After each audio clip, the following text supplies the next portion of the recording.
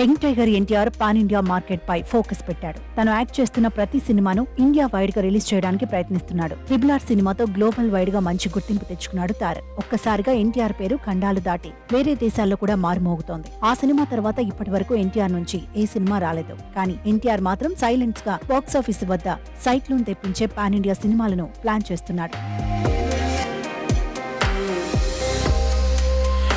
ఆ నేపథ్యంలోనే pan India స్థాయిలో తెరకెక్కుతున్న దేవరా మూవీలో నటిస్తున్నాడు young tiger NTR. High voltage action packed కథాంశంతో ఈ సినిమా రెడీ అవుతోంది. ఆల్మోస్ట్ ఈ సినిమా షూటింగ్ ఫినిష్ అయింది. మరోవైపు త్వరలో ప్రశాంత్ నీల్ తారక్ కాంబోలో డ్రాగన్ షూటింగ్ స్టార్ట్ కానుంది. సెప్టెంబర్ లో డ్రాగన్ మూవీ రెగ్యులర్ షూటింగ్ మొదలయ్యే అవకాశం ఉందని టాక్ వినిపిస్తోంది. ఇప్పటికే బాలీవుడ్ లో వార్ 2 లో నటిస్తున్న ఎన్టీఆర్ రోల్ నెగటివ్ టచ్ ఉండనున్నట్టుగా తెలుస్తోంది. ఈ cinema regular shooting already start అయింది.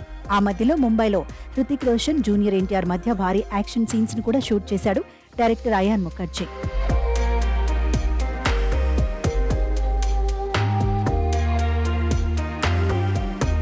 బాలీవుడ్ లో ఎన్టీఆర్ నటిస్తున్న ఫస్ట్ సినిమా కావడంతో మూవీ లవర్స్ అందరూ ఈ సినిమాపై హెవీ ఎక్స్పెక్టేషన్స్ పెట్టుకున్నారు. మరోవైపు ఈ సినిమాలో యంగ్ టైగర్ ఎన్టీఆర్ నెగిటివ్ రోల్లో కనిపించనున్నట్టు తెలుస్తోంది.